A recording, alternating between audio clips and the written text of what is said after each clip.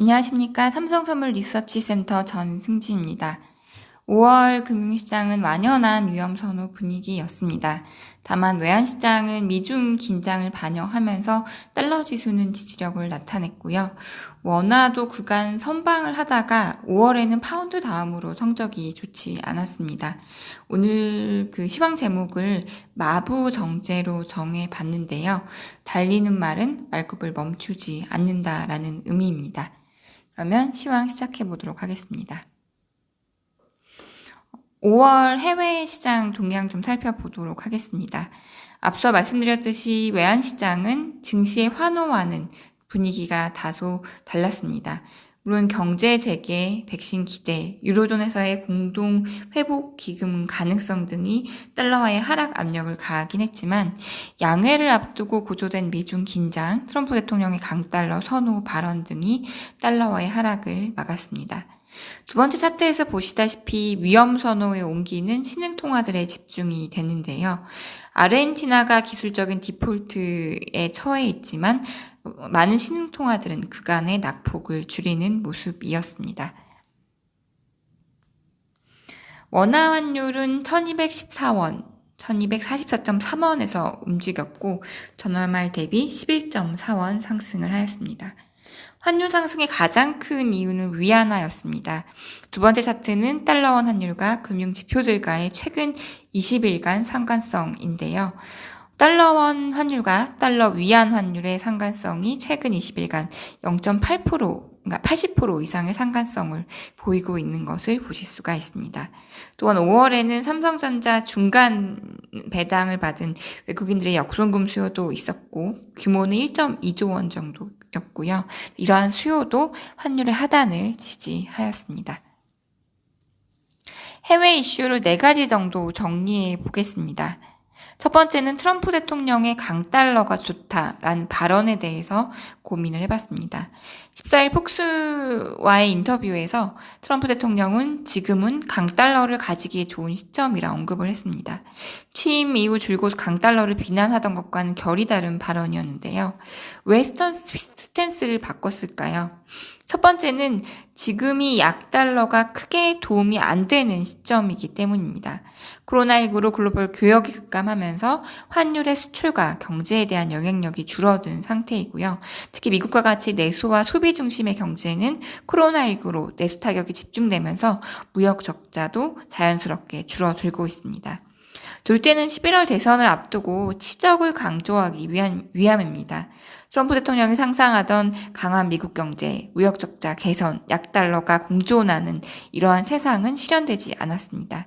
차라리 오히려 코로나19 환경하에서 강한 미국과 강한 달러를 치적으로 강조하는 것이 유리하다고 판단했을 듯합니다. 셋째, 이 부분이 핵심인데요. 역대급으로 올해 채권 발행을 많이 할 것 같습니다. 첫 번째 차트 보시면 연간 미국의 재정 적자와 국채 순 발행액인데요. 순 발행액이 재정 적자 추이랑 같이 가는 것을 보시면 올해 국채 순 발행이 얼마나 많을지 예상을 하실 수 있습니다. 물론 연준이 상당 부분 사준다고 했지만 다 사주는 것은 아니거든요. 그래서 해외 투자자들이 많이 소화해 주길 기대하고 있을 겁니다. 특히 3월 같은 경우는 두 번째 차트 보시면 외국인이 사실 워낙 다 현금이 필요한 시점이었기 때문에 미 국채를 역대급으로 많이 팔았습니다. 물론 일본 같은 경우는 통계 집계 이후에 가장 많이 미국채를 샀고요. 외국인 투자자들을 안심시키려면 달러가 강할 것이다라는 기대를 유지시켜야 하고요. 발언을 한 시점도 5월 중순인데 5월 20일에 미국 20년 국채 발행이 아주 오랜만에 대기를 하고 있었던 것을 감안하면은 이벤트를 염두에 둔 것으로도 볼 수가 있겠습니다. 다음은 포스트 코로나 시대의 달러화에 대한 이야기입니다. 요즘 포스트 코로나 시대에 대한 논의들이 한창입니다. 이제는 좀 오히려 진부하다는 느낌까지 드는데요. 5월 중순에 이코노미스트지는 안녕 세계화라는 제목의 주간지를 발견하기도 했습니다. 포스트 코로나 시대에 예상되는 변화들은 트럼프 대통령의 정책들과 맞닿아 있습니다. 반세계화, 고립주의, 반중국, 리쇼어링 등 결국 코로나19는 미국의 정책 방향을 더 가속화시키는 역할을 하게 될 것입니다. 탈세계화와 리쇼어링은 세계 경제에서 미국과 달러화의 비중을 축소시킨다는 것으로도 볼 수가 있는데요. 그렇다면 미국은 고립하고 달러화는 기축통화 역할을 벌이는 그런 결과를 초래하게 될까요? 그렇지 않다는 판단입니다. 이는 오히려 패권을 공고히 하기 위한 노력의 일환이라는 판단입니다. 이는 과거 미국의 역사를 통해 확인이 될 것인데요. 세계 2차 대전 이후 달러화와 미국의 흐름들을 간단히 살펴보도록 하겠습니다. 20세기는 미국의 시대였습니다. 두 번째 차트는 20세기 중반부터 미국의 GDP를 1위라고 했을 때 주요 세력들이 미국의 GDP를 얼마나 따라잡았는지 보여주는 차트입니다. 세계 2차 대전 승리와 함께 미국은 막강한 파워를 가지게 됐고요. 세계의 영향력을 확대하기 위해서 수입을 늘렸고 적극적으로 국제 원조에 나섰습니다. 베트남 전쟁이 한창이었던 60년부터 75년 사이 이때는 참 힘든 시기를 겪기도 했습니다. 패배로 인해서. 또 하지만 이후에 패권에 도전하는 일본은 경제적으로 무너뜨렸고요. 이념적으로 대립하던 소련도 91년 해체시켰습니다. 이 과정에서 지금과 같은 보호무역주의를 채택하기도 했고 때로는 자유무역을 강조하면서 세계에서 패권과 영향력을 유지해 왔습니다. 21세기는 중국이 부상하면서 세계는 G2의 영향권 하에 있었습니다. 일본의 몰락과 IT혁명으로 자신감에 넘쳐있던 미국은 90년대 중반 이후에 자유무역에 몰입했고 이는 미국의 비중을 확대시켰습니다. 신기한 것은 중국이 이렇게 클 때까지 미국의 견제가 크지 않았다는 것인데요. 아마도 세계화와 자유무역이 극도의 효율화로 미국 기업 등 미국의 사회 주도 세력과의 이익과 맞닿아 있었기 때문이라고 생각이 듭니다. 하지만 이제 와서 미국이 변화를 시도하는 것은 미국의 패권에 대한 글로벌 위협과 미국 내부의 불평등이 한계에 이르렀다고 볼 수가 있고 결국 이것이 트럼프라는 과격한 리더의 출현을 만든 것이 아닌가 생각이 됩니다. 그럼 우리는 달러화에 대한 이야기를 해야 될 것인데요. 첫 번째 차트 보시면 80년대 이후에 달러화의 지수의 흐름입니다. 두 번째 차트는 미국의 경상수지로 미국의 세계에 대한 개방 정도, 자유무역의 정도로 해석해 볼 수 있겠습니다. 경상 적자가 커질수록 개방을 많이 하고 세계에 달러를 공급한다고 보시면 됩니다. 그러니까 미국은 강한 패권을 유지하기 위해서 연준을 통한 통화 확대와 긴축, 무역 기조의 변화를 지속적으로 반복을 해왔고 첫 번째 차트와 보시다시피 달러는 방향성을 계속 강세, 약세를 반복해 왔고 때로는 달러와의 몰락 가능성이 회자되기도 했습니다. 근데 결론적으로 달러와의 기축통화 논란이 지속되겠지만은 미국의 패권이 유지되는 한 달러와의 지위는 공고할 것이라는 판단입니다. 달러와의 기축통화 논의에 대해서 앞으로 두 가지 포인트를 눈여겨보시면 좋을 것 같습니다. 앞으로 계속 달러와 기축통화를 유지할 수 있겠느냐에 대한 이야기가 나올 것인데요. 첫 번째 차트는 달러와의 결제통화로서의 역할입니다. 첫 번째 차트는 스위프트로 거래되는 주요 통화별 결제 비중인데요. 달러화의 비중은 여전히 높습니다. 위안화는 아직 미미하고요. 하지만 탈세계화, 블록화, 리쇼어링은 달러의 비중을 낮출 수 있을 것이고요. 특히 블록화와 함께 아시아권에서는 위안화의 결제 비중이 상당히 높아질 수 있습니다. 물론 이제 결제 통화로서의 달러화의 역할은 약화될 수 있지만 가장 중요한 것은 달러가 보유 통화로서의 지위를 유지하느냐입니다. 두 번째 차트는 세계 외환 보유고 중 달러화의 비중입니다. 중국이 미 국채를 지속적으로 매각을 하면서 달러화의 비중이 60% 정도로 많이 낮아졌습니다. 보유 통화로서의 달러 지위가 왜 중요하느냐? 결국 미국이 재정 적자를 내고 국채를 찍고 세계가 달러를 보유하고 싶어서 이를 매입하는 것은 기축통화로서의 세뉴리지 특권이기 때문입니다. 트럼프 대통령이 강달러 발언한 것도 이 부분이고요. 앞으로 이 데이터가 계속 하락하는지 주목하시면 좋을 것 같습니다.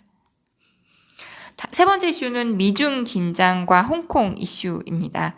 위안화 관련해서는 4월 이슈 페이퍼와 월간 전망을 통해 다뤘기 때문에 아주 간략하게 말씀드리겠습니다. 결론적으로 주요 저항선인 7.2 위안 상향 가능성이 높아졌습니다. 일단 미중 긴장이 지속될 것 같은데요. 첫 번째 차트 보시면 트럼프 대통령의 지지율이 최근에 낮아지고 있습니다. 지지율이 낮아질수록 정치적 도구로 미중 긴장을 활용할 가능성이 높아질 것이고요. 또 위안화에 대한 중국의 입장도 올해 같은 경우는 특별히 위안화 약세를 강하게 막을 이유가 없는 한 해입니다. 첫 번째로는 올해 같은 경우는 경기 하강 방어가 최우선인데요. 물론 양해에서 공개된 내용들을 보면 아주 공격적인 정책은 아닙니다. 하지만 그 인민은행이 1분기 보고서에서도 밝혔듯이 통화 정책을 과거보다는 조금 완화적으로 가져갈 그 계획을 밝혔고요. 두 번째 차트 M2 증가율 보시면은 이미 빠르게 확대되고 있습니다. 그래서 이러한 측면에서 위안화는 약세 우호적인 환경이 조성이 될 거고요. 두 번째로는 중국이 미국 눈치 볼 이유가 크게 없는 한 해인 것 같습니다. 물론은 양회에서도 1단계 무역 합의를 이행하겠다라고는 했지만 이행하기 현실적으로 상당히 어려워졌고요. 트럼프 대통령이 중국과 화해할 의지도 별로 없어 보입니다. 이러한 상황에서 중국이 미국의 눈치를 크게 볼 가능성은 낮아져 보이고 그런 측면에서 위안화 약세를 틀어막을 이유도 없어 보입니다. 세 번째로는 자금 유치에 대한 기대, 외국인 자금 유치에 대한 기대도 적은 해라는 것입니다. 코로나19 때문에 우리나라에서마저도 주식 자금이 계속 빠져나가고 있는데요. 그렇기 때문에 중국으로 많이 들어갈 것 같지 않습니다. 그렇기 때문에 특별히 올해 이제 외국인 자금을 유치하기 위해서 위안화를 강하게 해야겠다 할 가능성은 좀 낮아져 보입니다. 또 홍콩 이슈도 위안화 약세를 더 자극하는 이슈이겠습니다. 중국이 홍콩 보안법을 이미 입법을 했고요. 트럼프 대통령이 대응을 하겠다고 했습니다. 다만 이제 홍콩의 중국화 이슈에 대해서는 이미 작년부터 금융시장이 마음의 준비를 또 기업들도 준비를 해왔던 탓인지 시장 반응은 좀 제한적인 상황입니다. 홍콩의 역할이 그간 중국으로서의 그 외국인 자금이 들어가는 통로, 그리고 중국이 해외로 수출하는 통로였던 만큼 무시할 수만은 없는 이슈이고요. 그래서 당분간 이 이슈에 특히 원화 환율 같은 경우는 지속적으로 주목을 할 수밖에 없습니다.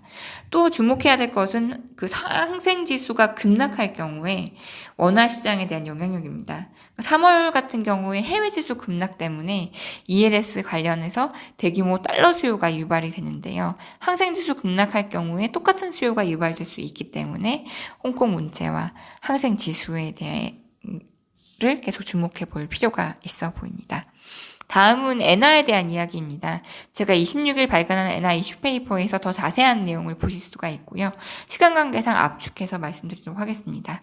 많은 나라들이 일본처럼 저성장, 저금리, 저물가인 환경에서 엔화의 안전자산 역할이 희석된다라는 결론입니다. 제목이 이제 모두의 일본화와 엔화라는 제목인데요. 이미 그런 조짐들이 나타나 왔는데 첫 번째 차트 보시면 최근 3년간 달러 환율의 연간 변동폭이 10엔 남짓이었습니다. 사실 지난 2년간 미중 긴장이 굉장히 고조돼 왔던 점을 고려할 때 안전자산인 엔화가 별로 민감하게 반응하지 않았다는 것은 안전자산 역할이 희석됐다라고 결론 지어볼 수 있을 것 같습니다. 그래서 올해도 변동성은 그리 크지 않을 것으로 보여지고요. 관건은 두 번째 차트 보시면 지금 세계가 하고 있는 대규모 국채 발행, 재정 확대, 양적 완화를 이미 1930년대부터 세계 2차 대전 사이에 일본이 단행한 바가 있습니다. 당시에 대규모 재정 적자, 비호재의 양적 완화로 초인플레, 초엔저가 발생한 바가 있습니다. 그래서 그런 상황이 일본이 이 코로나19로 그런 핑계로 재현하지 않을까라는 우려가 있는데요. 가능성은 낮다라는 판단이고 자세한 이야기는 이슈 페이퍼를 참고하시면 좋을 것 같습니다. 6월 해외 통화 전망에 대해서 말씀을 드리도록 하겠습니다. 달러는 하락 우호적인 환경이 조성될 것으로 보여지는데요. 일단 경제 재개가 북반구로 중심으로 확산되고 있는데 북반구 날씨도 마침 따뜻하기 때문에 비교적 순조롭게 진행 중이고요. 무엇보다 첫 번째 차트는 유로 달러 환율인데 그 프랑스와 독일의 제안으로 EU 공동 회복 기금과 또 공동 채권 발행이 테이블 위에 올려졌다는 그런 점들 긍정적인 뉴스 또 이번 달에 6월 같은 경우는 또 중앙은행들의 회의가 집중되어 있는데 역시나 모두 도와주겠다 이런 지원 의지를 밝힐 것으로 보여지기 때문에 이런 환경이 위험선으로 자극하면서 달러의 하락 압력을 가할 것으로 보여집니다. 하지만 당면한 홍콩 이슈 또 브렉시트 전환기간 연장 여부를 6월 말까지 결정을 해야 되고요. 무엇보다 신흥국들의 확산세가 여전히 이어지고 있다라는 점, 또 중시는 가격 부담이 있다라는 점, 이런 점들은 달러화의 하락을 제한을 할 것으로 보여집니다. 첫 번째 차트 유로 달러 차트를 보시면요. 유로와 공동기금 기대가 가시화되면서 반등 시도에 나서고 있는데 상단에는 여전히 저항선들이 포진되어 있는 것을 확인하실 수 있고 이것은 거꾸로 얘기하자면 달러 지수가 하락을 할 수는 있지만 이제 지지력을 제공하는 요인들로도 해석을 해볼 수 있을 것 같습니다. 다음은 국내 이슈입니다. 5월 한국은 역시나 중국의 영향권, 원하는 위안화의 영향권 하에 있다라는 것을 다시 한번 확인한 한 달이었습니다. 우리가 지금까지는 방역도 잘하고 이런 불안한 때에 오히려 외국인이 원화 채권도 사주고 대건조성도 우수하다라는 긍정적인 평가에 우리가 조금 도취되어 있던 것도 사실입니다. 하지만 당면한 환경은 녹록지가 않습니다. 일단 미중 긴장은 우리에게 부정적일 수밖에 없고요. 첫 번째 차트는 WTO가 전망한 세계 교역 인데 긍정적인 시나리오 하에서도 원래 추세로 복귀하는 것이 쉽지는 않아 보입니다. 미중 긴장은 이러한 교역 약화, 탈세계화, 공급망 변화를 더 가속화시킬 수 있고요. 물론 이제 주요국들이 경기 부양책을 내놓고 있어서 조금 낫지 않을까, 수출이 개선되지 않을까라는 생각이 들긴 합니다. 두 번째 표는 중국이 양회에서 내놓은 정책 대응의 내용들인데요. 사실 미국을 비롯한 주요국들의 정책 대응은 지금 내놓는 정책 대응들은 부양책이 아니라 그냥 코로나 때문에 없어진 소비를 메워주는 정도이고 중국 같은 경우도 대규모 과거와 같은 구산업의 인프라 투자보다는 신형 인프라 투자를 강조하고 있기 때문에 주요국들 중국의 이런 경기 부양책들은 우리에게 주는 직접적인 낙수 효과는 상당히 제한적이라고 판단이 됩니다. 그래서 녹록지 않는 환경이 우리 앞에 놓여져 있다라고 보실 수가 있을 것 같습니다. 다음은 국민연금의 해외 투자 계획인데요. 매월 5월이 되면은 국민연금이 향후 5개년간의 해외 투자 계획을 업데이트합니다. 이번 계획을 보니까 결론적으로 해외 투자를 더 공격적으로 하겠다라는 결론이 내려집니다. 원래 작년에 나온 그 계획을 보면 24년 말까지 해외 투자 비중 목표가 50%였거든요. 근데 올해 나온 계획을 보니까 25년 말까지 55%로 높였습니다. 국내 채권을 줄이고 해외 주식 비중을 늘리겠다라는 내용이고요. 그래서 한번 계산을 해보니까 국민연금이 제시한 운용수익률 5.2%에 따른 자연 증가분을 제외하면은 향후 5년간 매년 500억 달러 이상의 외화 수요가 발생하는 것으로 추정해 볼 수가 있습니다. 특히 올해 같은 경우는 수출 부진으로 3, 4월 무역 적자를 기록했거든요. 이런 해외 투자 기조는 꾸준히 유지가 되면서 경상 부분에 달러는 안 들어오고 해외 투자는 계속 나가다 보니까 타이트한 수급 여건, 즉 외환시장의 달러 공급 우위가 많이 약화될 것으로 판단해 볼 수 있을 것 같습니다. 앞서 해외 투자가 수급 여건을 타이트하게 하고 할 수 있다라고 말씀드렸는데요. 앞으로 더 주목해야 될 것은 무역 수지가 안정적으로 흑자를 복귀할 수 있겠느냐입니다. 3, 4월은 무역 수지가 적자였고요. 첫 번째 차트 일평균 수출을 그 10일 단위, 그러니까 매월 10일까지, 20일까지, 30일까지 단위로 한번 잘라보았습니다. 선진국들의 봉쇄가 완화된 5월에도 수출 개선이 그닥 가파르게 회복되고 있는 것 같지는 않습니다. 또 수입도 감소는 하고 있지만 우리는 상대적으로 다른 나라들보다는 봉쇄가 제한적이었기 때문에 수출 감소에 비해서 수입 감소는 덜 가파릅니다. 향후에 추경 등을 통해서 재정 확대도 공격적으로 할 계획이기 때문에 수입은 어느 정도 유지가 될 것이고 따라서 향후에 수출 개선이 되지 않는다면은 무역 수지가 안정적인 흑자로 복귀하는데 다소 좀 어려움이 있을 수가 있습니다. 그래도 긍정적인 부분은 두 번째 차트를 보시면 이제 경상수지이거든요.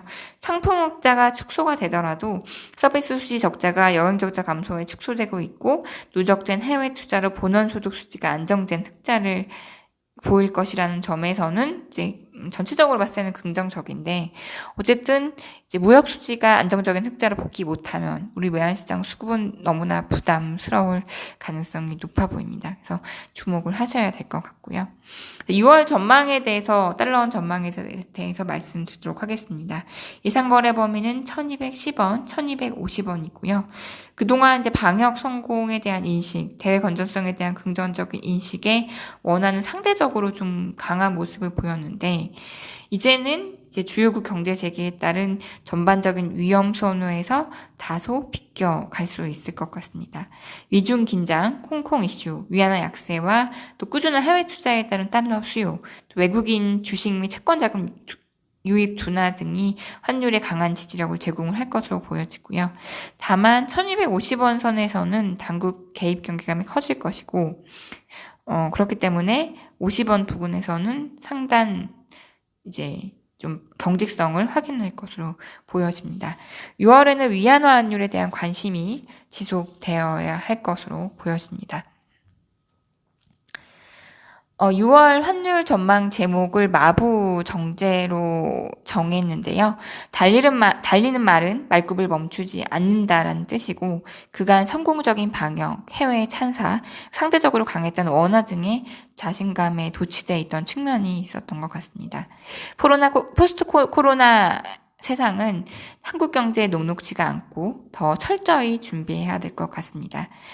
철저한 시장 대응을 도울 수 있도록 저도 더 노력하도록 하겠습니다.